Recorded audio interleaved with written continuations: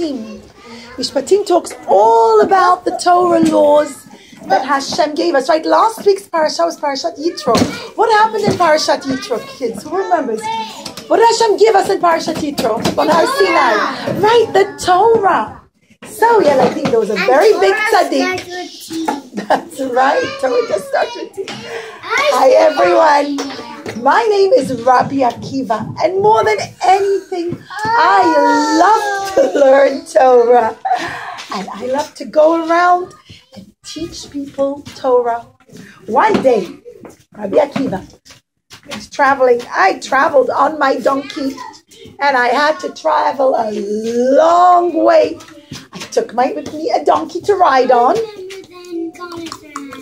E-oh, e-oh. What sound does donkey make? Who can make donkey sounds? Excellent. And Rabbi Akiva also took a rooster. What sound does the rooster make?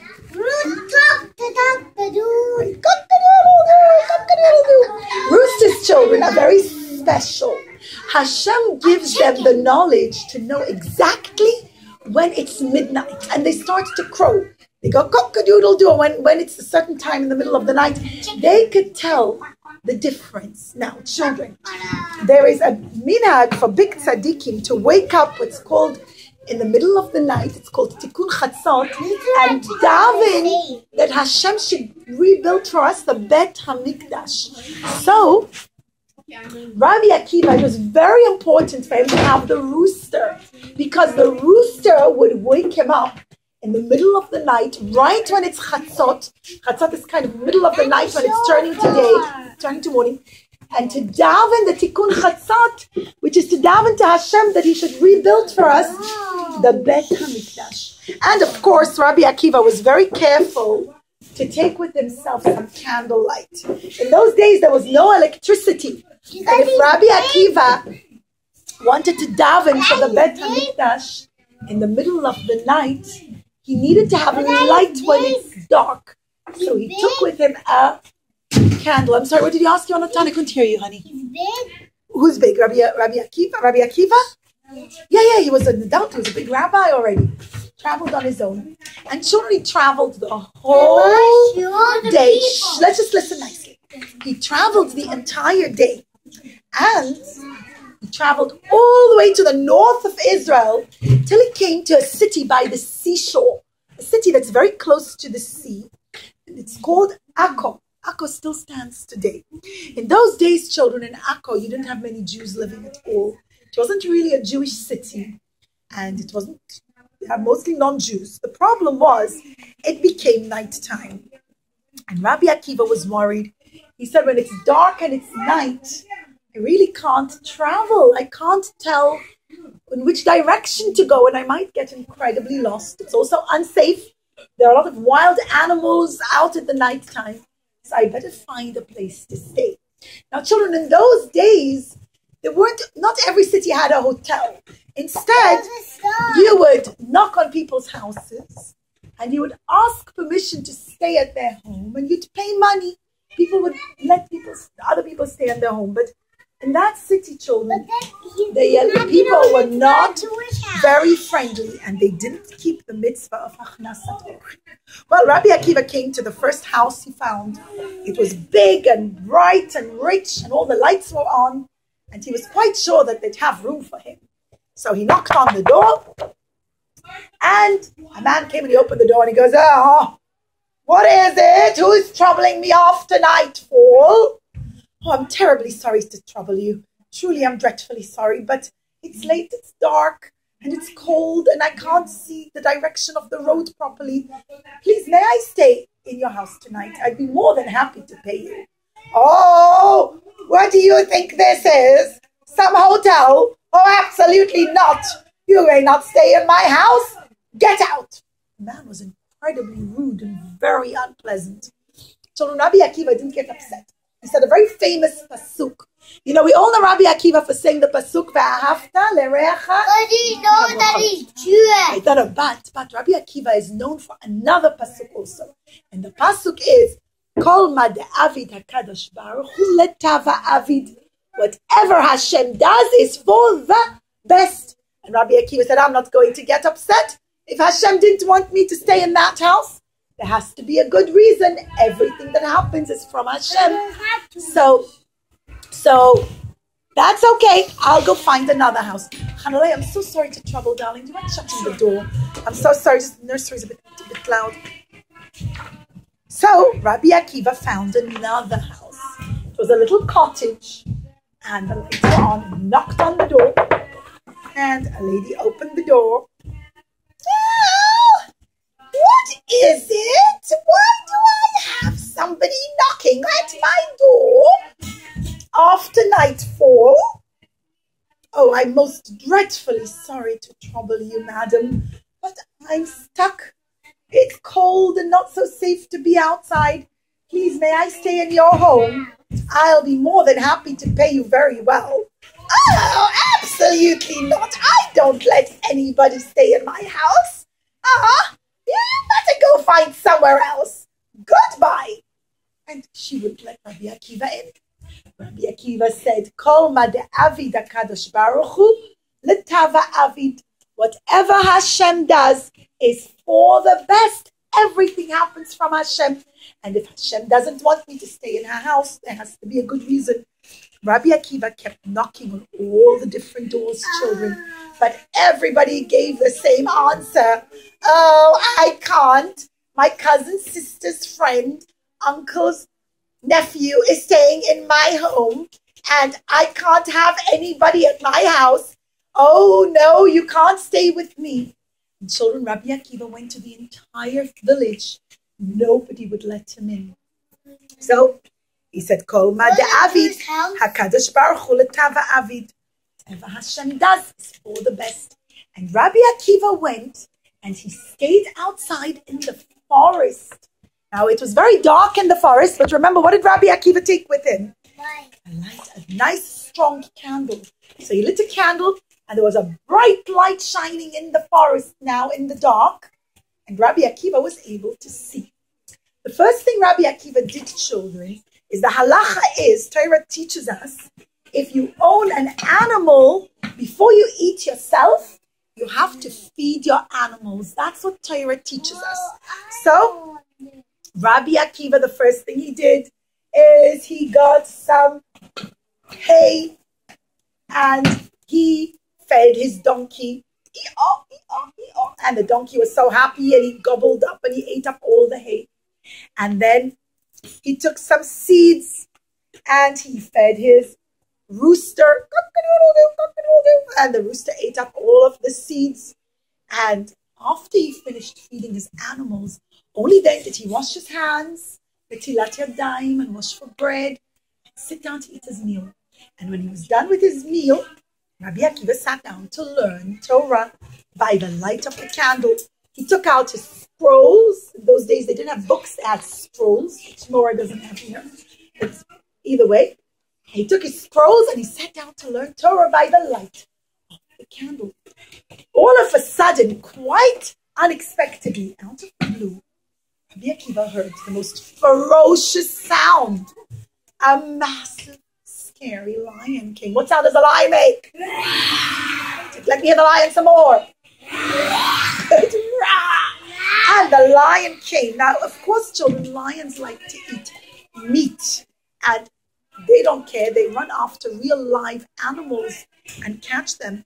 And a donkey would be the kind of meat that the lion would love to eat. So as soon as the donkey heard the lion, immediately the donkey ran away. And the donkey ran away. And the lion chased after him. So before Rabbi Akiva knew what's what, the donkey was gone. The lion got rid of the donkey. And now Rabbi Akiva had no form of transportation, no way to travel. He'd have to go by foot. He didn't have his donkey anymore. But of course, Rabbi Akiva said, Kol ma de'avid HaKadosh Baruch Hu l'tava avid. Whatever Hashem does is for the best, is for good.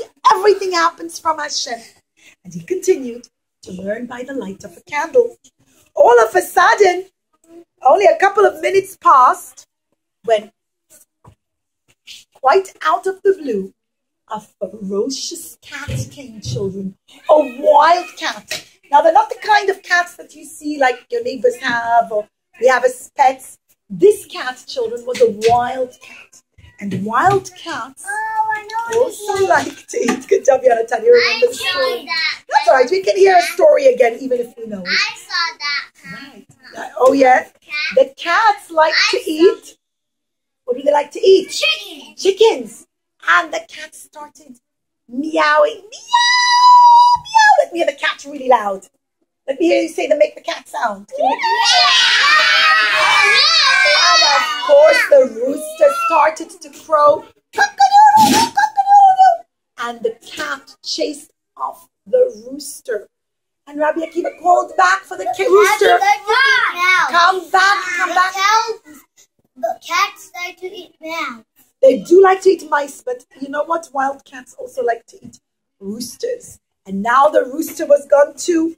And Rabbi Akiva said, Oy vey, I needed my rooster to wake me up in the middle of the night to daven tikkun chatzot and daven for the Bet HaMikdash to be built again. But this is what Hashem wanted. Hashem made it happen. Kol ma de'avid hakadosh baruch hu letava avid. Whatever Hashem does is for the best. And Rabbi Akiva did not get upset. Can you imagine, children? Now the two things he has with him that he really needs were gone. And some people could stomp their feet and say, oh, it's not fair. I can't believe I lost the things I need. But Rabbi Akiva didn't say that. He understood that whatever happens, Hashem makes it happen. And Hashem loves us. And Hashem takes very good care of us. And if Hashem made it happen, there's a good reason for it, whether we see the reason or not. Well, children, all of a sudden, a very strong wind came, kids. And the wind started to blow. And within seconds, the candle, children, blew out. There was no more light. And now poor Rabbi Akiva was plunged into darkness. He couldn't see anything. Everything was pitch black. And much as he would try to relight the candle, it wouldn't light. And now Rabbi Akiva couldn't see anything. But he couldn't see anything. But nobody could see him either. So Rabbi Akiva again did not get upset. He said, Kol ma de'avid hakadosh baruch hu letava avid. Children, suddenly Rabbi Akiva looked out into the sea. And in the darkness of the sea, because remember I told you, Akko, you're right. Akko is a seaport. Akko is a city right by the sea. And children coming off the boat. Oh, Mara lost the picture of the boat. Okay, never mind. Came pirates, Yaladim. Wild, vicious pirates. And these pirates had the habit to come to cities right near the sea. They'd dock by the sea. And then they would go to the houses that are close to the seaport. And they would burn down the houses. They would steal everything in the houses. They would take all the treasures away. And then, children, to make matters worse, they would take all the people as slaves. And they would tell them, you have to come with us right now. And you have to become our slaves. Now, all of a sudden, Rabbi Akiva heard a huge commotion. People were screaming and crying. And there was a massive fire coming from the village. And he looked at the village. He says, Oy vey, Rahman wa Tzalan. Hashem, save me, please. I can't believe it. All of the pirates are going into one house after the other, into each of the houses that I wanted to stay in. See, Rabbi Akiva had knocked on all the houses, remember? He went from house to house and he knocked. And he said, oh, Baruch Hashem, thank God that I did not stay in the houses. If I would have stayed in the houses, who would have found Rabbi Akiva? Who would have found Rabbi Akiva in the houses if he was staying? Right. But now Rabbi Akiva wasn't in the houses. All the other people got taken as slaves' children. All their things got stolen. And all of them were put into chains and got taken as slaves. But not Rabbi Akiva. And then Yaladim, the pirates walked right past the part in the forest where Rabbi Akiva was staying. But because his candle blew out, there was no more light in the forest and they couldn't see him. Imagine, had the candle still been lit, they would have seen the light and they would have said, hey, what's that light in the forest? Let's go check it out.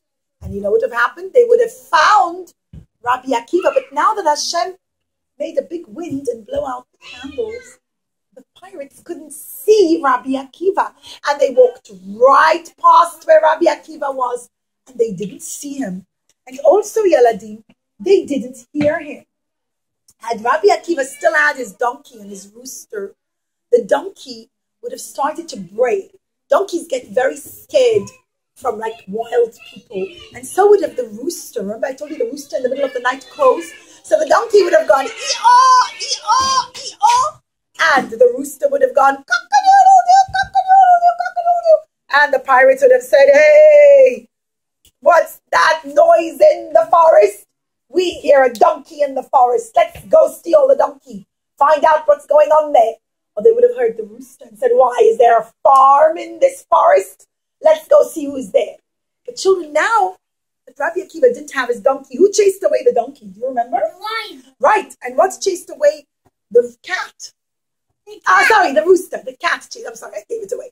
The cat chased away the rooster. But now Rabbi Akiva was all alone. And the pirates walked right past him. They didn't see him and they did not hear him because he didn't have his donkey or his rooster. And Rabbi Akiva said, truly, Kol ma de avid hakadosh baruch hu letava avid. Whatever Hashem does is for the best. Sometimes we can tell and we can see why it's for the good. And sometimes we can't tell. Sometimes we never know why it was good. But we have to trust and believe and know that Hashem loves us and he takes care of us. And whatever he makes happen is always for our good. And Rabbi Akiva continued to learn Torah and teach people about the Torah and about Hashem, who loves us so much.